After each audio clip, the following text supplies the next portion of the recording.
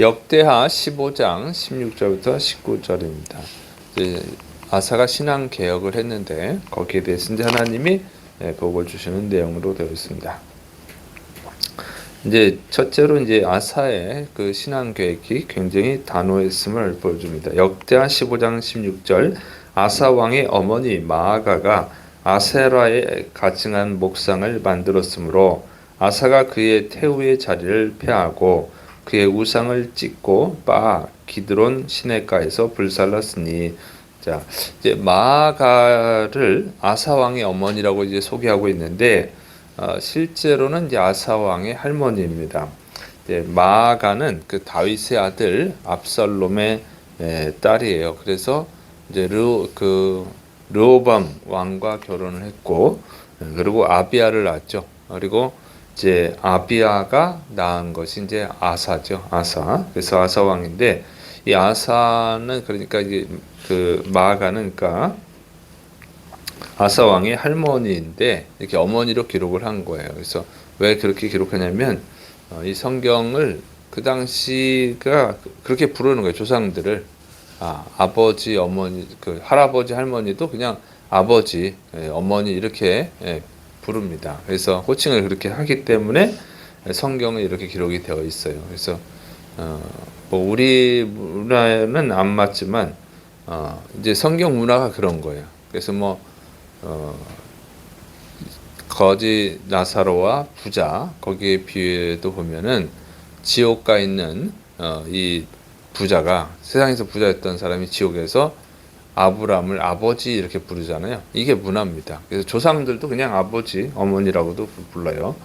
자, 그래서 우리는 약간 혼란스러울 수 있는데 이스라엘 사람들은 자연스러운 겁니다. 자, 그래서 이제 아사 왕은 이제 자기 할머니 마아가가 아세라 우상을 만들었어요. 목상은 뭐냐면 나무로 만든 우상이다 그 얘기예요. 그래서 아세라 목상을 만들어 가지고 섬기니까 태우 자리를 그 폐했다. 그러니까 우리나라 말로는 대비죠, 대비인데 대비마마죠. 그래서 그걸 박탈을 했다 그 얘기입니다. 그리고 아세라 목상을 도끼로 찍어 가지고 조각을 내 가지고 토막을 내서 불살랐다는 것입니다. 그래서 아주 굉장히 단호한 우상 숭배를 철저하게 단호하게 금지시켰음을 알 수 있죠. 그래서 우상을 파괴하는 것은 뭐 그렇게 다 해야지요. 그런데 이 태우의 자리를 박탈할 필요까지 있을까? 좀 지나치지 않은가? 이런 생각을 할 수도 있어요. 그런데 그런 것은 우리나라 정서죠. 그래도 할머니한테 너무한 거 아니야? 이렇게 할 수 있는데 그건 우리나라 정서고, 또 이것은 그런 생각을 하는 것은 인본적인 생각인 거예요. 하나님의 뜻을 생각하지 않고 하나님을 먼저 생각하지 않는 인간적인 생각이라고 하는 것이죠. 그런 생각에 사로잡혀 있으면 하나님의 은혜를 받을 수가 없습니다. 그리고 오히려 심판을 받을 수도 있어요. 하나님께 심판을 받을 수 있어요.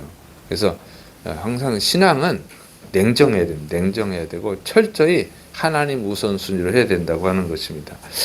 성경에 보면 이제 고라가 반역하는 사건이 나오죠. 이제 고라는 모세와 아론의 권위에 도전하는 반역을 했어요. 그러니까 이제 반역을 한 이유는 그거예요. 이 고라가 레위 지파거든요. 근데 모세와 아론도 레위 지파예요. 그런데 이제 그 모세가 제사장은 아론 자손만 할 수 있다. 아론 가문만 할 수 있다고 하니까는, 그래서 그것은 이제 모세가 그냥 자기 개인적으로 생각으로 한 것이 아니라 하나님의 명령이었단 말이에요. 그래서 하나님의 명령이라서 그렇게 말했는데, 이 고라가 같은 레위 지파인데 니네만 하나님의 종이냐? 나도 하나님의 종이다. 그래가지고 족장 250명을 선동을 해가지고 같이 반란을 일으켰죠. 그때 이제 하나님이 진노를 했어요. 하나님이 세우신 법인데 왜 니네가 모세 아론을 대적하느냐? 그것은 하나님을 대적하는 거다. 그래가지고 이제 다 죽여버리죠. 하나님이 천벌을 내린 거예요. 근데 그때 다 고라를 따르는 자들이 다 죽어요. 이제 하나님이 죽이니까. 그런데 고라의 자식들이 죽지 않아요. 고라의 자식들은 죽지 않고 성전에서 봉사하는 일을 계속합니다. 근데 왜 안 죽었냐면은 이 고라가 선동을 해서 250명의 족장들을 하고 반란을 일으켰는데 고라의 자식들은 자기 아버지 고라의 뜻을 따르지 않았어요. 그래서 하나님이 죽이질 않았어요. 만약에 우리 아버지 뜻이니까 효도해야지 하고 따랐다가는 고라 자식들은 다 죽었겠죠. 고라의 대가 끊어졌을 거예요. 그러나 자기 아버지가 하는 일이지만 하나님의 뜻이 아니라고 생각을 해서 고라의 자식들은 가담을 하지 않고 그래서 계속해서 하나님을 섬길 수 있는 복을 받았습니다. 이런 걸 보면은 성경을 잘 보면 아무리 부모님이 서운해 하더라도 하나님의 뜻이 우선이다 하는 거예요. 그리고 그 하나님의 뜻을 우선시하는 자들이 복을 받습니다. 은혜를 받고 뭐 자식도 마찬가지죠. 자식이 하나님의 뜻을 따르지 않으면 자식의 말이라고 다 들어주지 않고 배우자도 마찬가지고 그렇습니다. 그래서 신앙은 냉정해야 됩니다. 철저해야 돼요.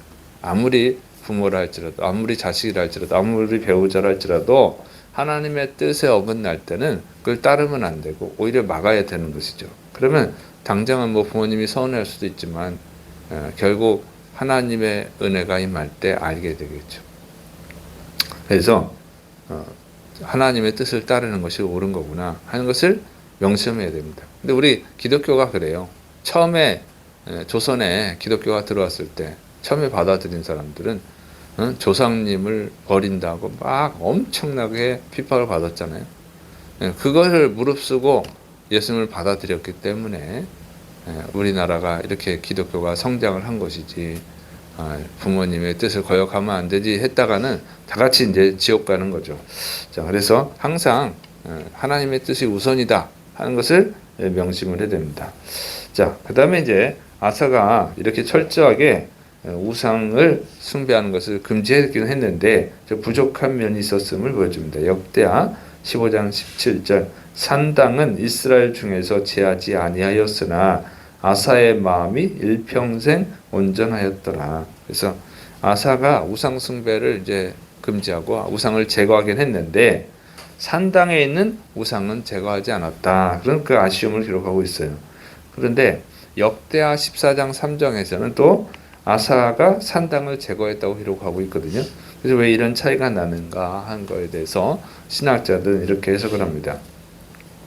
아사 왕이 예루살렘과 그 주변에 있는 산당은 제거했는데 이 우상 숭배가 너무 퍼져 있었기 때문에 멀리 떨어진 지역에 있는 그 산당까지는 제거하지 않은 것으로 이렇게 해석을 합니다.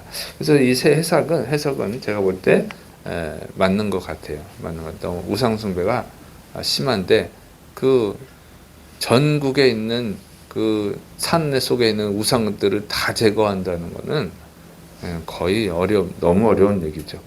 그리고 그 정도까지 할 수 있을 정도로 아사의 믿음이 좋은 건 아니죠.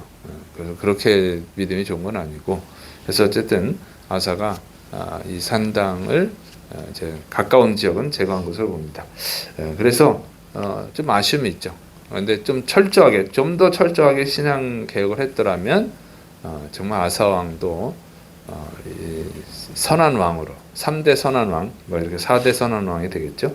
이렇게 이름이 올라갔을 텐데 그 정도는 하지 못했다 하는 아쉬움을 기록하고 있습니다.